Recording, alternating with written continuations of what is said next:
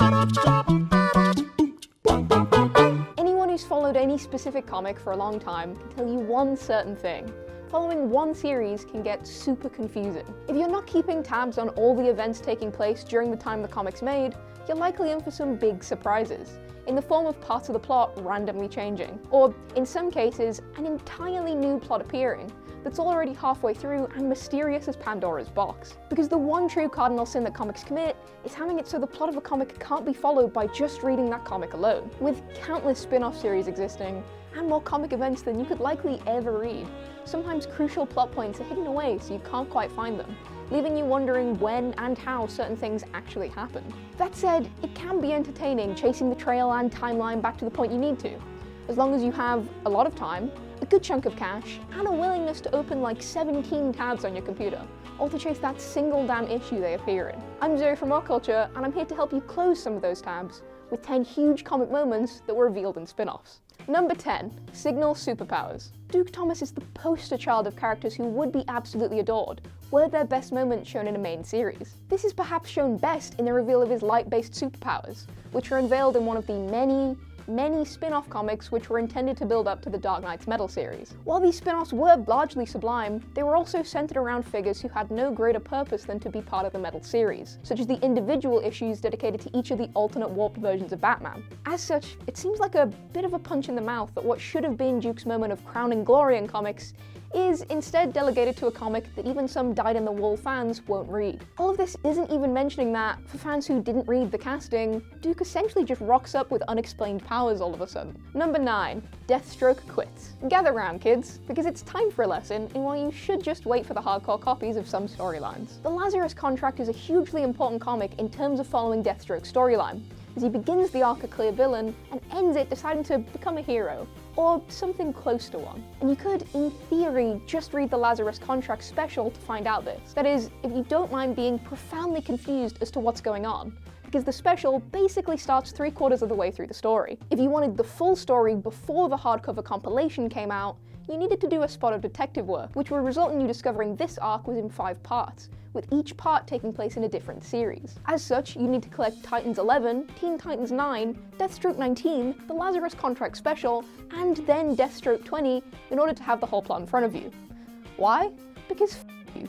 That's why. Number 8. Tony Stark turns evil. In terms of comic events, Axis managed to make itself relatively self-contained. While it involved an event that turned Marvel's heroes evil and its villains good, the vast majority reverted to their original state by the end of the comic, with precisely 5 exceptions. Tony Stark would be the most potent of these exceptions, having protected himself from being returned to his heroic status by shielding himself from the second inversion spell. As such, when everyone else went back to their normal life, Iron Man went home with a newfound sense of villainy, which would lead into the superior Iron Man series. Which made sense, because people buying the series knew what they were in for, or at least, they thought they did, as the commonly held belief among fans was that this run would end with Tony finally returning to his heroic ways. And yet, the series concluded, and Stark remained a cold and calculating figure, unfixed and unchanged. When Iron Man reappears in the joint Marvel canon in Avengers Time Runs Out, he's still the same person Axis left him. He appears to remain this way until the universe is rebooted in Secret Wars, although weirdly, it's never properly addressed the whole time, which suggests people were mostly trying to ignore that the storyline had happened in the first place. Number 7. Nightwing is shot. While most Dick Grayson fans generally also like his mentor and adopted father Batman, there are no doubt folks out there who read the Nightwing comic while passing up reading Batman or the Detective comic series. And these fans are in for huge shock when the storyline of Nightwing 49 wasn't followed up in issue 50, as this instead covered the aftermath of Grayson getting shot in the head and getting amnesia, which took place in Batman 55. The Nightwing comic does an okay job of explaining the details of this event, briefly showing what happened and how it's drastically changed the life of the young man. But it still feels like a low blow to have the most important event in Richard's recent history to take place outside of his own adventures. This is doubly true when you take into account the fact that this storyline in the Batman comic lasts for all of 3 issues, whereas it's still an ongoing arc in the Nightwing comic some 20 issues later. Number 6. Everything changes.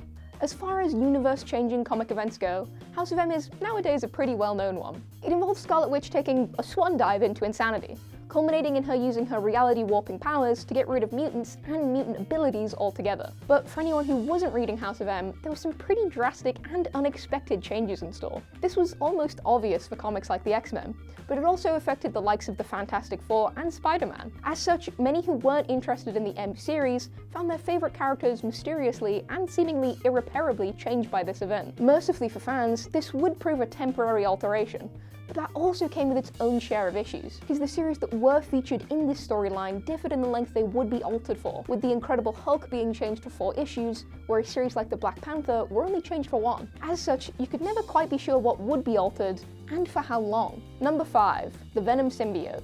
In the current day, symbiotes are one of the most complicated facets of the Marvel Universe, with the Clintar race having an intricate lore that spans thousands of years. So it's interesting to note that when the Venom symbiote was first introduced, it wasn't even in the regular Spider-Man comic that he would become an integral part of. Instead, the alien armor would feature in the 1985 Secret Wars series, where it would attach to Peter Parker as a new, stronger suit, which he then rocks up wearing in Amazing Spider-Man 252, with no explanation given as to what the suit is, where he got it, or why it slims his figure so damn well. In fact, the only detail given about Venom in this issue is that the suit can be put on or taken off by thought alone, which raises more questions than it answers.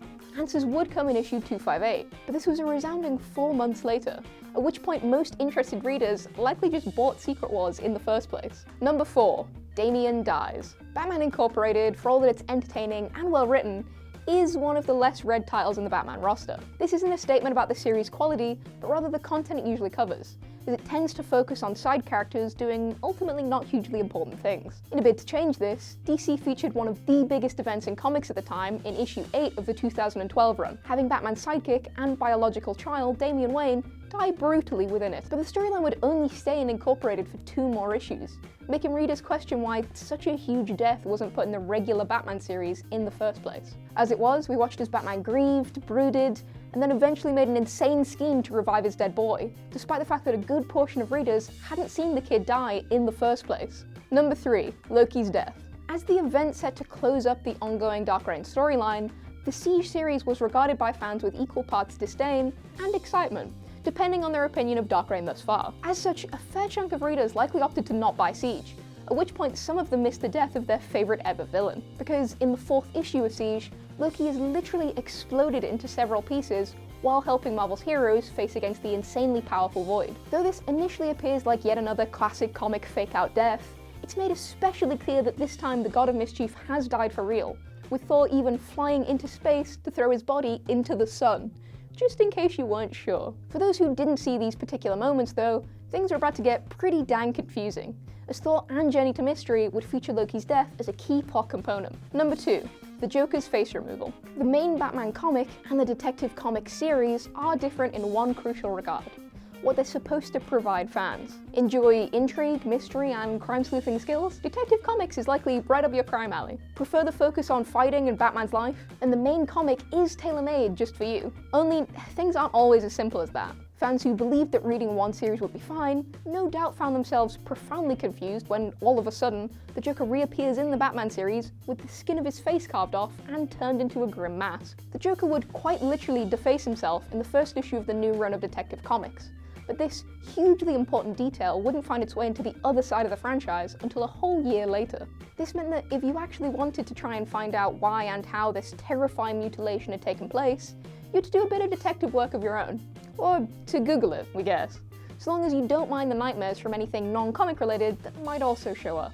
Number 1. Everything about the Infinity Gauntlet. With the popularity that the Infinity War and Endgame films received, it's a sure thing that many fascinated fans found themselves finagling their way through the annals of comic history in an attempt to read the series that influenced the crowning glories of the Marvel Cinematic Universe. Doing so is a little bit of a nightmare, as the comic most would immediately flock to, the Infinity War comic, actually begins where the Infinity War film ends. For those who spot this and go to the comic's prequel, the Infinity Gauntlet, another complication arises, as this series also starts with the Mad Titan holding the completed gauntlet, meaning that this too isn't where you'd begin the storyline. So how does Thanos get the gauntlet in the first place? Well, finding this out requires you to chase through a fair assortment of comic series. Various issues of the Silver Surfer, Warlock, the Avengers, and the semi-hilariously named Thanos Quest are required in order to get an understanding of where the plot truly begins. Although, Honestly, the true answer is sort of wherever you can be bothered to start reading at. And that's our list. Any other spin-off reveals that left you searching to find them? Let us know down in the comments below, and don't forget to like, share, and subscribe. I've been Zoe from What Culture, and writing this list has raised my blood pressure just thinking about some of them, so I hope it's been a less stressful experience for you. Have a good day.